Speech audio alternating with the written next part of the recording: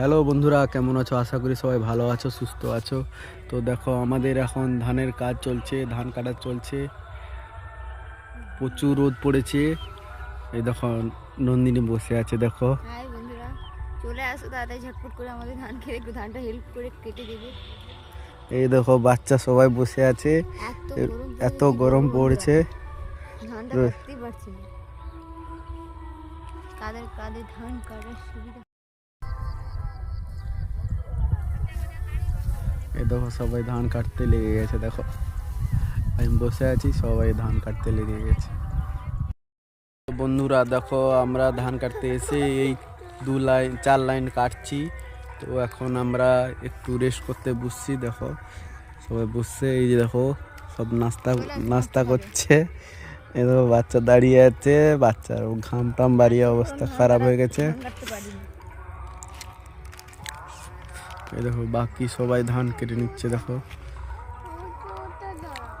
ধান কাটবো, এই দেখো সবাইয়ের ধান কাটা হয়ে গেছে, শুধু আমাদের বাকি রয়েছে। দেখো পুরো ক্ষেত পড়ে আছে,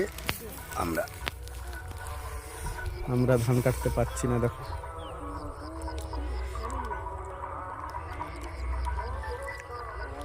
আমার ছেলে দা নিয়ে লেগে গেছে ধান কাটতে। দেখো দুই ছেলে দেখো, এই দেখো ধান তো কাটতে যাচ্ছে। এই দেখো বাপি হাত কেটে যাবে, ধান কাটনি হাত কেটে যাবে।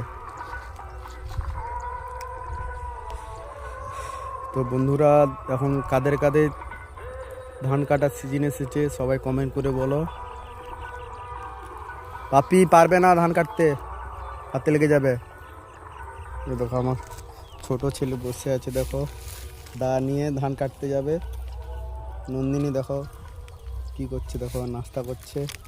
সকাল থেকে কিছু খায়নি, ধান কাটার জন্য ভোর ভোর চলে এসেছে। এসে আমরা ধান কাটতে সেরকম জানি না। দেখো এসে মাত্র 2 লাইন ধান কাটা, 4 লাইন হয়েছে, 2 ঘন্টায় 4 লাইন।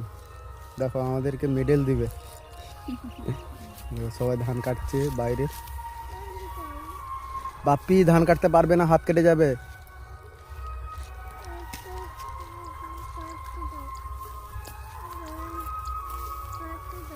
কি বলছো তুমি?